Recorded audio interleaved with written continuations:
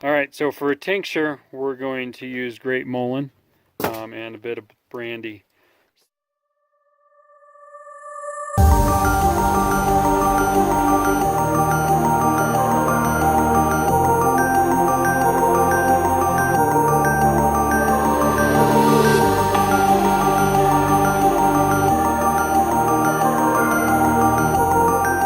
So we're going to pull off the flowers.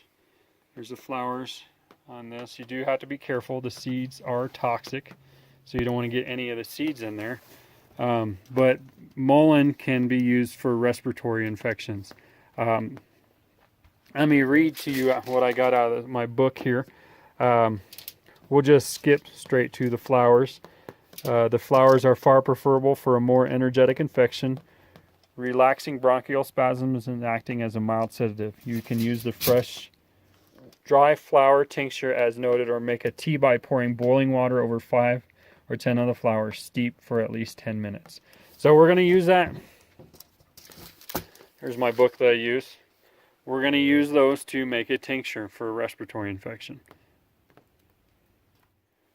Alright, Matt's got just about all those flowers pulled off. We're not going to pulverize these. We're going to chop them up into little pieces.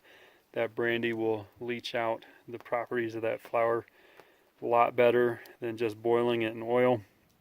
But before we do that, we're going to do the fun part, and we're going to play with fire. Yes.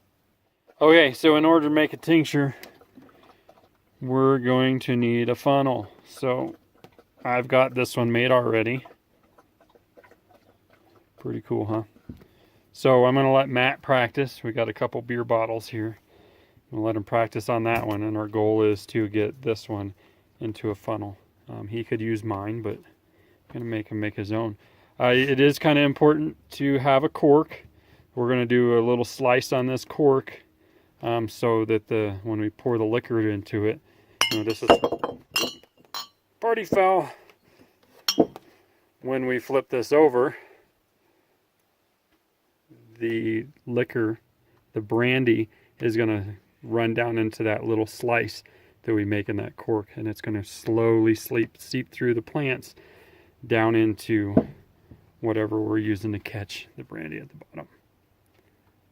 So stay tuned, and I'll show you how to make a funnel using these bottles. Okay, so to crack the bottom of this bottle off with a nice clean cut, we're going to use fire. We're going to take kerosene, and you can use paracord or jute twine or any sort of string, and you're going to dip that cordage into the kerosene. We use kerosene because it's not as volatile as gasoline. You could use diesel fuel, but kerosene will burn a little bit better. Gasoline will burn way too fast and end up hurting yourself. So what we're going to do is we're going to catch that rope on fire, and we're going to let it go ahead and start it. We're going to let it burn and get nice and hot. And it's probably not going to work because we're going to need a nice even burn. So we're going to pause this, go get some better cordage, and we'll be right back. Too many fibers in your kerosene there. Alright, since our paracord was wet, we went and got some sisal, soaking it in the kerosene. And that's going to slosh it all over so our nice canopy burns down. Yep. Make sure you get some on myself too. That's right, as long as you didn't get any on me. I moved the bottle. It's up there.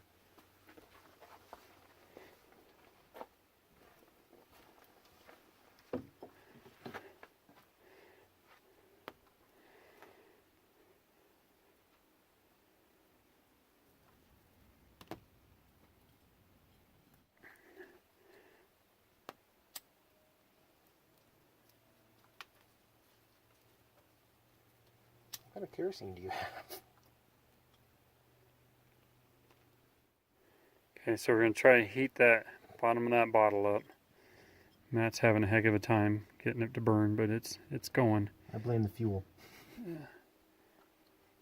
So you're just going to spin it so it gets the whole thing hot. Don't really want to spread it out too much. And when you feel it's nice and hot, you're going to dunk it into some cold water. The colder your water, the better.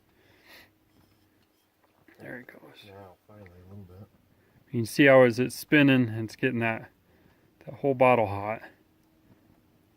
Hopefully. Kids, don't try this at home. Alright. Alright, go ahead and pop it in there. Alright, I don't know if you could hear that pop. Go ahead and lift it out. Pretty clean cut on there. So we can use that as a filter. So that's his practice run.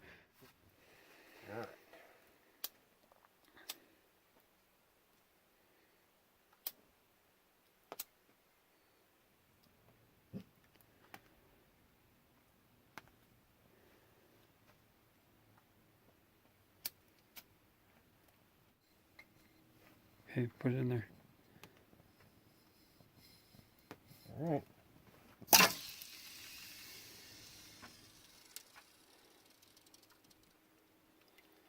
There we go. Pretty clean break.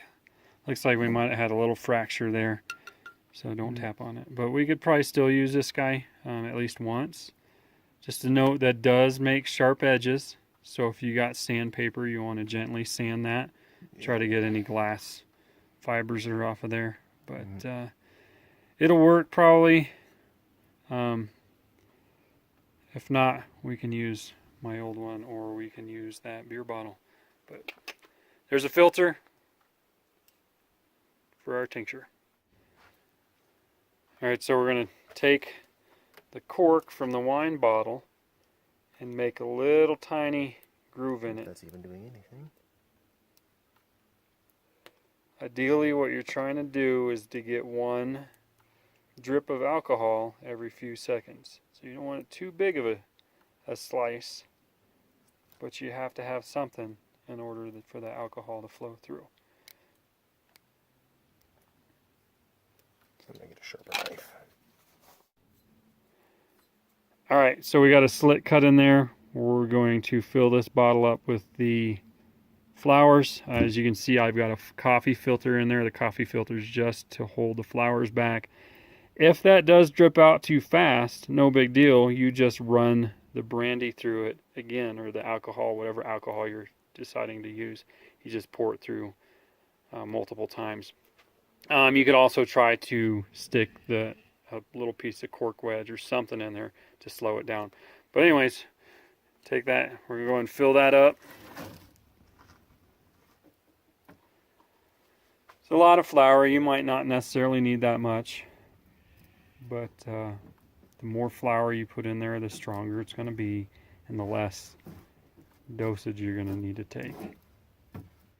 Then you're going to need to rig up your system. However, we're out at camp, so I use what I got. Again, I got a Cana bear trap. Makes for a great bottle holder.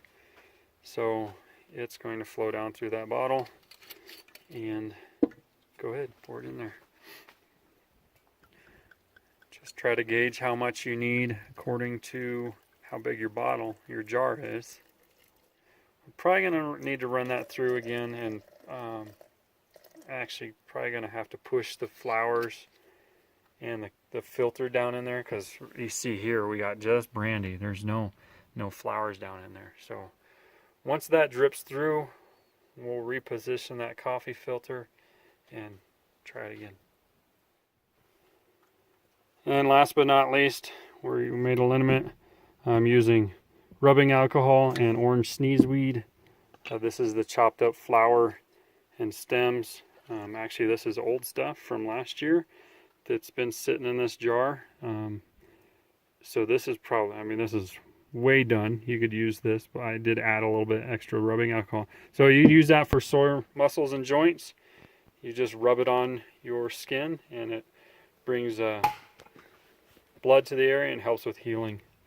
But that's it for now. We'll come back in a little bit and check out this tincture. Alright, our tincture is complete, almost. Probably not going to be much alcohol in there, but every little bit, yeah.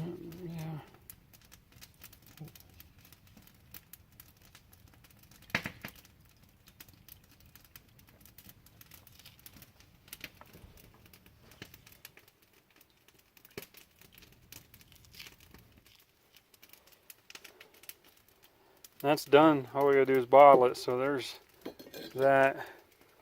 And there's the brandy. I don't know if you can tell the difference, but there's definitely a color difference between the two. But we're gonna bottle it. We're gonna use these two little bottles here. Only last thing to do, get it in that bottle and then label those bottles so you know what it is down the road when you want to use it. Alright, that's how we make tinctures, salves, and liniments out at camp. Hopefully you learned something, and I'll see you again next time.